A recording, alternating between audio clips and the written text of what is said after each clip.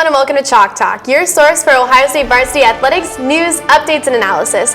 I'm your host, Kaley, Rentz, coming to you from the Lantern TV studios in Columbus, Ohio.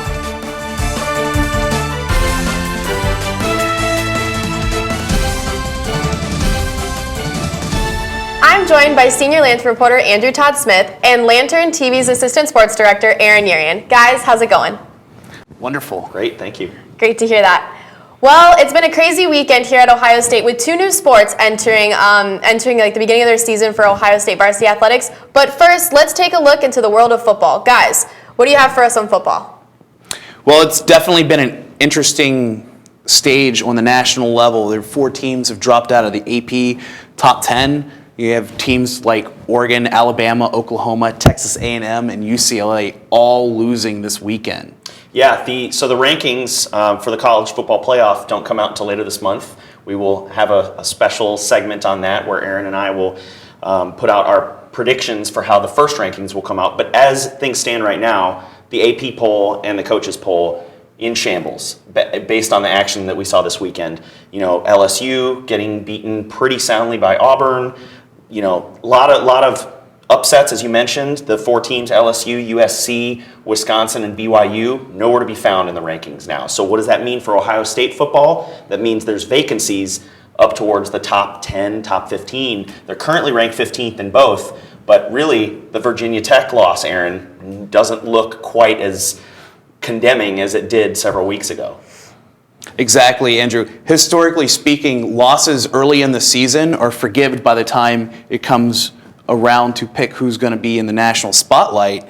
So, I mean, Coach Urban Meyer and center Jacoby Boren actually addressed this earlier in the week. I just show the rankings and I show the teams that, because they're going to hear it, and I don't want to hear much about it at all after our conversation. And when you look at it, everything's wide open. You know, college football, this is a pretty open year. So we had I'd say 5-minute discussion, because I know I can hear it probably walking around campus or watching TV, and so why not address it? So we address it and move on. You know, against Virginia Tech, you know, we obviously weren't happy about that, but I mean, that never changed our mindset. You know, every week we try to get better, and you know, we're going to try to be the best team that we can be and try to get some Big Ten championships and worry about what happens after that later. So after hearing what Urban Meyer and Jacoby Boren had to say, how do you guys think Ohio State did against Maryland? So, launching their Big Ten campaign of the 2014 season, Ohio State handled Maryland pretty well. They looked decent. Final score of 52-24. Maryland's first home game in the Big Ten. Ohio State looked solid offensively. They have a good offensive identity with Ezekiel Elliott and JT Barrett in the backfield. But Aaron, our score predictions from last week, you took notes very fastidiously on mine, 45-31. So I gave Maryland's offense too much credit, whereas you didn't give Ohio State's quite enough. Let's talk about, how the Buckeye offense looked in College Park on Saturday. Well, Andrew, you look at the numbers from Saturday's game. You have JT Barrett, he was 18 of 23, 267 yards passing, 4 touchdown passes. Ezekiel Elliott, 24 rushes for 139 yards. Since Virginia Tech, JT Barrett has over 900 yards passing with 14 touchdown passes. Ezekiel Elliott, so far this season, he is on pace to be Coach Urban Meyer's next 1,000-yard rusher. Based on the stats that he's had so far in these 5 games, he could easily be an 1,100-yard rusher. So everyone's concerns preseason about the offense and Coach Urban Meyer when he said there's 100 yards somewhere that we need to make up. I mean, questions are starting to get answered. Aaron, you're exactly right. The Ohio State offense has hit its stride.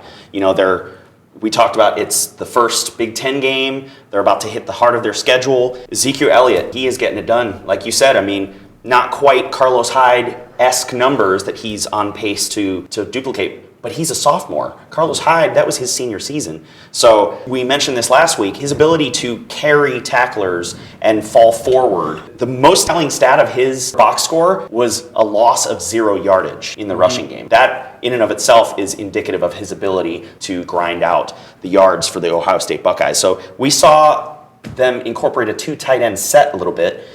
using both Jeff Hireman and Nick Van Nett on either side of the line. JT Barrett was great at, taking direction from the sideline, calling audibles, changing the play, and using those guys as blockers, but also as receivers. We saw some good receptions by Hireman. They've perfected that jet sweep play with Dontre Wilson, where he kind of offers up the loaf of bread, so to speak, and they were able to do that in the game against Maryland on 2 consecutive plays. They ran the same play, just a mirror image of itself. So they're definitely experiencing some success there. Michael Thomas had an outstanding touchdown while getting interfered with. He's a very physical receiver, and he's able to use his arms to extend, and when the receiver is coaxing the defender in, that's going to get flagged all day long. So Michael Thomas had a spectacular game. We talked about the H-backs. Jalen Marshall's throwing blocks downfield. I mean, these guys are gelling. They're in sync. This is the type of Buckeye offense that people were expecting. So let's talk about Maryland's dual quarterback system, however. Let's talk about C.J. Brown, Caleb Rowe, kind of a tale of two halves for the Terrapin offense. What did you see, Aaron? Well, it goes back to the old adage. When you have 2 starting quarterbacks or even a slight quarterback controversy, you really have no starting quarterback. C.J. Brown started the game. Question marks whether or not he was injured before starting the game. He threw only for 71 yards, sacked 3 times, and threw an interception. Second half, their big adjustment was bring out Caleb Rowe, who gets a little bit of success with 173 yards and a touchdown, but also he throws 3 interceptions. Good news for Ohio State, they're starting to have a little bit of pass defense. Yeah, definitely. I mean, I think you and I are in agreement that Caleb Rowe was the better quarterback for Maryland. And unfortunately for the Terrapins, they got him in the mix, and it was kind of too little too late after some game-changing moments. The Darren Lee interception, and then Raekwon McMillan right there to make a play. Maryland's knocking at the door, and then those big plays happen and really allow Ohio State to pull away before halftime, and they ended up extending their lead in the 3rd and 4th quarters. But, Aaron, you wanted to hold me accountable. Eli Apple, I called him out, and he had a much better game. He had an interception in the red zone. We already talked about Darren Lee, Raekwon McMillan, of course, scoring his first touchdown as a Buckeye. There's a lot of awareness and a lot of athleticism on this defense that we're starting to see. They're still struggling a little bit in the secondary in terms of giving these receivers a little too much cushion. But in my opinion, Armani Reeves at the nickel had a pretty decent game. I mean, what were some of the things that you took away from the performance of the Buckeyes? Well, absolutely, you owe young Mr. Apple an apology for calling him out against Cincinnati. Comes up big in the end zone with an interception. Right over Marcus Leak. Yep. Ohio State, they ended up having 42 points off turnovers in the Maryland game. That is huge. That right there, your opponent has a tough time fighting that uphill battle if your defense is coming up with big stops like that and your offense is able to convert points off of those turnovers. No surprise, the pass defense has obviously come under a lot of scrutiny this season. Eli Apple gave out some pointers on the adjustments and expectations made on the pass defense after the game. One thing we just wanted to stress was just working on our whole package. Like, we've been a press team for just the beginning of the season. One thing we want to learn is just how to play off and work on those different techniques as well. Because when we got in that 2-minute situation, it wasn't really as comfortable as it should have been for us. So that's one thing we just worked, and it's a work in progress. We're getting better every day. So good to hear from Apple there. The pass defense evolving. They're going to need to continue to grow. Of course, the Michigan State matchup, in my mind, sticks out as one that Ohio State is really going to need to be tight to be able to contain Connor Cook when they go to East Lansing.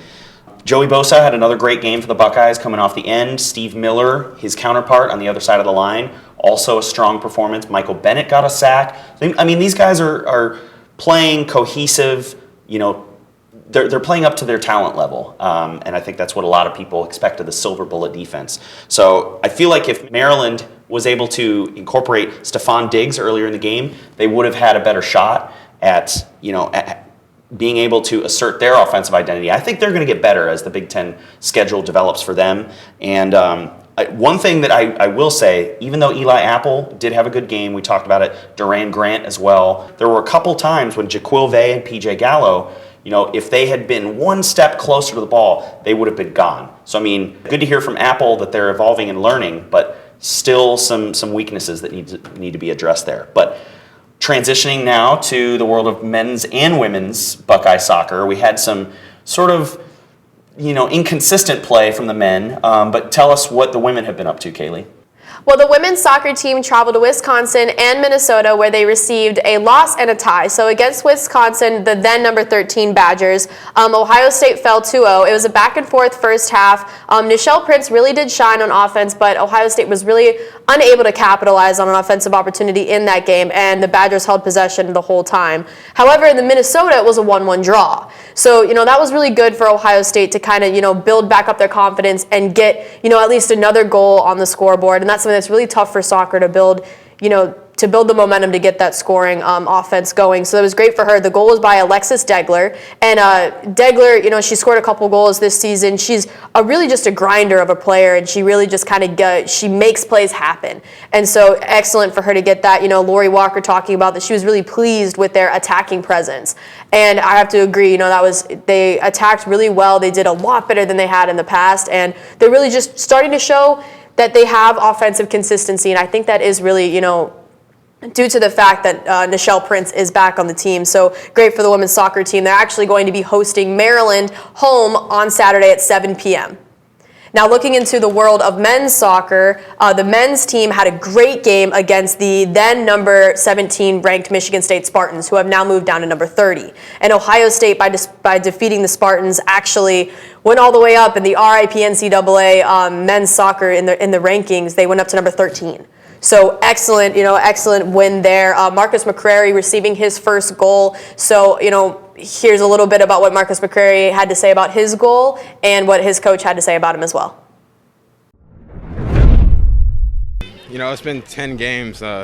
Finally getting the goal. I was just looking for it. I've had some unlucky goes and unlucky chances, and then finally Ivancic playing the ball. It was great work by him. And then I took a touch one-on-one with the keeper and just hit it with the laces on target, because all the coaches have been telling me just hit it on target because I've been missing it wide. So I just finally hit it on target, and I guess I got the goal. Yeah, I think it's great that Marcus got one. Hopefully his confidence was starting to wane a little bit, and so maybe this gets him going. He's a dangerous player for us. He's got great speed. He's still learning to play the position of center forward a little bit. So he's a big part of what we do. Other players to score for Ohio State were Liam Doyle and Yanni Saris. And Yanni Saris has really been a powerhouse for Ohio State. He's had 4 goals so far this season and 1 assist, and he's scored 4 of the total 11 goals that Ohio State has this season. But, Yanni, after the game, talked about a little bit about confidence in the guys and confidence in just going against these ranked teams. Once they capitalized with their goal, I think we sat back a little too much. We were getting a little worried, and then we went forward, and I was lucky to catch a break there and put one in the back of the net, and then our confidence grew, and from there we had more chances, and we even got another one. But going forward, this is a huge win for us. We just knocked off number 5. We knocked off number 14, and Oakland's next.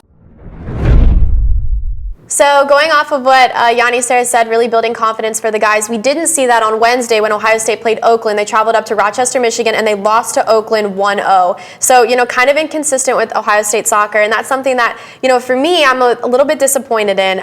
But, Ohio State, going back to Big Ten play on Sunday at 2, they will be playing home, and they'll be playing the number 5 ranked Indiana. So we'll have to see how that goes for the Buckeyes. But, Aaron, let's move on to volleyball. How did the women's volleyball team do this week? Well, Ohio State started with a sweep against Iowa, headed to Lincoln, Nebraska, facing number 8 Nebraska, forced them to 5 sets where they win 16-14 final score. In that game, Erin Seckinger had 20 kills, Elizabeth Campbell had 23 kills, while you see a little bit of issues still with serving. They were 2 service aces, yet they still had 12 serving errors. Finally, Ohio State is back Wednesday night at home, number 11 Illinois. Yet again, force a ranked Big Ten opponent to 5 sets where they were originally down 14-10 in the 5th set. Come back, score 6 straight points, and win it 16-14. So a lot of drama in St. John Arena. Here's how Coach Carlston and some of the players felt about finally playing in front of a home crowd. Feels nice. Feels nice to be able to not get on a bus or a plane right now and be able to go home a mile from here. So obviously awesome win for our program, and to do it in front of our fans was made it even better. It was really fun. I'm just glad we pulled that win, and it was really intense, but it was really cool and fun. It was awesome just being able to stay in home and having our own practice court to play on, and then the crowd, all of our fans made it awesome for us tonight. That's how we came back and won. Most notably from the Illinois game, there were 4 players in the double-digit category for kills. Middle blocker Taylor Sandbothy, no surprise, the sophomore. Outside hitter Aaron Seckinger, Elizabeth Campbell, and outside hitter Katie Mitchell. Elizabeth Campbell also terminating the match with a service ace. Elizabeth Campbell, kind of the success story, being named the ESPNW Player of the Week, has earned her way to a starting position now, working her way up through all the tournaments as Ohio State has progressed through the gamut of ranked Big Ten opponents. And Coach Carlston not lying in preseason when he said that if you do well in the Big Ten, you're going to do well nationally. But most importantly, following the Illinois game, one of the keys to success for Coach Carlston and the Ohio State Buckeyes is the fact that there's a lot of players that he can just call up on the roster and put into the game that brings an aggressive fighting edge for his team. Yeah, there's a lot of depth, Aaron, as you said. Taylor Sandbothy continuing to contribute. It's good to hear Elizabeth Campbell getting honored, and Katie Mitchell, we've been sort of harping on the fact that she's been improving and becoming more consistent for the Buckeyes. So transitioning to field hockey, the women were on the road this past weekend, and they were unable to come away with a victory against Maryland, getting blanked 6-0, although freshman goalkeeper Liz Tamburo had 15 saves despite allowing the 6 goals. Emma Royce and Peanut Johnson each had 2 shots on goal, but again, the Buckeyes unable to score in that game. But they did go to Charlottesville, Virginia to take on the Cavaliers of UVA, and they were able to beat the number 3 team in the country. So Peanut Johnson had a goal and an assist in that game. The goal, of course, game tying with less than 10 minutes left in the game. Annabelle Sams credited with the assist on that one off a penalty corner. And Maddie Humphrey also notched a tally for the Buckeyes. Morgan Kyle, however, sort of the star of that game, had 2 goals, the first of which was unassisted, and then the game winner in overtime. So an outstanding victory for the Ohio State team, the highest ranked team that this program has ever defeated under the helm of head coach Ann Wilkinson. She began her tenure in 1996. So they'll be hosting Rutgers on Friday at home, and then they will also be hosting the Kent State Golden Flashes on Sunday. Now diving into the ice hockey world, actually both teams were able to play this weekend. The men's team were playing in an exhibition game, so they haven't started their season. They're actually going to start their season this Friday. They're going to start playing Providence, who's the number 3 ranked team in the country right now, and they're going to play them Friday night and Saturday night. But the men did win over Guelph University. They won 7-1, and all 7 freshmen were able to see playing time. And so we saw just a great game from the guys. But looking into the world of women's ice hockey, so the women team starting their season, they played against the New Hampshire Wildcats, and they ended up sweeping the team. I think that we started gambling a little bit and getting away from playing some fundamentally sound hockey. We took some risk, and it backfired, and some of the girls, we had to tighten the game up. We certainly were playing a solid brand in the first period. I think we let down a little bit, and certainly that can't happen as we go forward. No, I think it was a mindset. I think last night, the 3rd period was our best period of the night. We wanted to build off that and come out and play strong and play fast. We knew they were going to be anxious to get after us right from the drop of the puck because they were in a tight game last night. They probably felt like they were right there. And our girls answered the bell. They came out and played hard, played fast, and it's nice to get a 3-goal cushion. We needed all of it tonight. UNH kind of picked it up in the second, came back, scored a couple goals, and so the 3rd period, coming out of the locker room, we knew we had to pick it up, take a few hits, and just get the puck to the net. But our non-conference games are very important. When you play a team like New Hampshire who's going to compete inside of Hockey East, the Hockey East is a strong league, and strength of schedule has a lot to do with that when it comes down to the end of the season where we want to be. Well, guys, another athlete that we need to highlight we talked about Elizabeth Campbell getting honored by ESPNW. Well, we've been talking about Katie Borchers from the women's cross country team all this time. She keeps improving upon these personal best times. In the Notre Dame Invitational this past weekend, the team came in 6th. She placed 4th individually, but her personal best time of 16 minutes and 19.40 seconds. Wow. She improved upon her previous personal best in Kentucky. We talked about that invitational by 16 seconds. So the All-American continuing to, be a force for the cross-country team, leading the way. And she was named Big Ten Cross-Country Athlete of the Week. So congratulations to Ms. Borchers. Well, wrapping up, that's all the time we're going to have for this week. Don't forget to check out Sports Perspective and Buckeye News Now next week, as well as joining the conversation on Twitter at Chalk Talk OSU, #CTOSU. And we're also proud to kind of announce, not necessarily a formal partnering, but we'd like to promote Scarlet and Gray Sports Radio. Kaley and myself are broadcasters on that network, and that's one way that you can tune in for free to catch some of this Buckeye action as it's happening live with very informed analysis. Yeah, that's all we have time for this week. Kaley, do you want to take it away? Well, I'm Kaley Rentz for Andrew Todd Smith and Aaron Yarian. Thank you and goodbye.